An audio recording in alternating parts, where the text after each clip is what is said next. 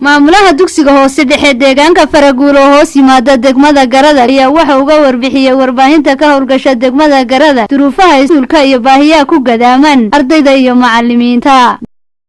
maamulaha dugsiga hoose dhexe ee Faraguul dugsiga baahiyaadkiisa hadii aan ka warano dugsigu 1 ilaa 7 weeye marka horeysa ardayda galaasyadu waxa weeyaan waa laba galaas iyo mid weefisa weeye ardaydu way isdhex fadhiyaan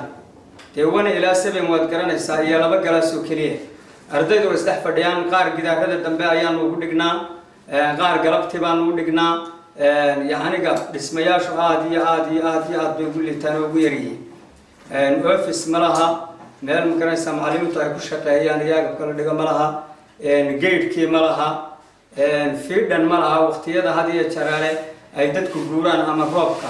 ardayda si looga reebo ma garanaysaa dadka reer guraaga waa tuulo ilaan waxa way xoolo dhaqato oo reer guraaya marka xaaladda imtixaanaadkuna aad iyo aad caqabad waxa nooga haysta marka waqtiga xilli roobaadku yimaado iyo imtixaanaadka ayaa isku beegan yaaniga fiidanku waxyaabaha had iyo jaraale waxbarashada ka qayb qaatay weeye fiidanna waxaanu aad iyo aad baan ugu baahannahay isaguna xagga waxbarashada dee ka kaaba oo ma garanaysaa isaguna ka taageera xagga waxbarashada waxtar way kale marka waxaanu doonaynaa galaasyo dheeraad office gate iyo ma garanaysaa fiidan iyo waxyaabaha la mid ah waxaa kaloo jira macallimiintu inaanay dee mushahar lahayn mushahar macallimiintu ma laha anigoo keliya baa mushahar ka ah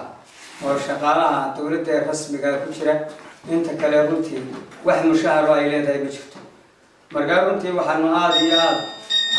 iyo aad uga codsanaynaa wasaaradda waxbarashada iyo hay-adaha la shaqeeya wasaaradda waxbarashada iyo dadka deegaanka iyo cid kasta oo danaynaysa waxbarashada inay arrimaha howlahooda ay wax nagala qabtaan oo si degdega galaasyo dheeraada loogu dhiso waxa weeyaan dee sidan waxbarashadu dhibaato weyn baa naga haysato kuma sii socon karto runtii kuma ay sii socon karto haddii office yar inaanu dhisno baanu runtii aanu ku tala jiray oo dhagax iyo ciid iyo waxaanu isku waxayno oo dadka aanu bal meel uun aanu dee wax soo taagno oo dadku ay deegaanka iyo dadku markaa runtii arrintaa aad iyo aad waxaanu uga codsanaynaa wasaaradda waxbarashada wasiirka waxbarashada agaasimaha waxbarashada hay-adaha waxbarashada ama se dhismayaasha iskuullada iyo had iyo jaraale dhisa inay naga taageeraan xagga galaasyada iyo xafiiska iyo ay noo dhisayaan galaasyo dheeraad. dhinaca kale ayaa iyana waxa ka hadlay qaar ka mid ah macallimiinta wax ka dhiga dugsigaasi iyo waalidiinta. halkan waxaan iskuulin waxbarashada inaan ku hadalo oo runtii dayacan waxaan u baahanahay sidii la soo sheegayba arday badan baa dhigata ilaa 170 meel ah waxaa nagu yar xafiiska nagu waxaan leeyahay 2 qol baa nagu yar dibadda qaar loogu dhigaa ardayda qaarna waxaa 2 qol kuma filla in loo kordhiyo gaadhi loo dhiso naloo kordhiyo guryaha qolalka dhisana ee carruurta ku dhigato 7 galaas ayaa wax noo dhigta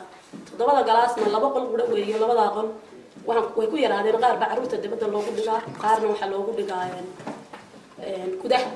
dabadeedna waxaan doonaynaa qolaalka in naloo kordhiyo haddii aan xugmaayo macallimiinta ama qaar baan mushahar qaadan oo mushaharka naloo ku kordhiyo farax burbuurte Home Cable TV Gar adag.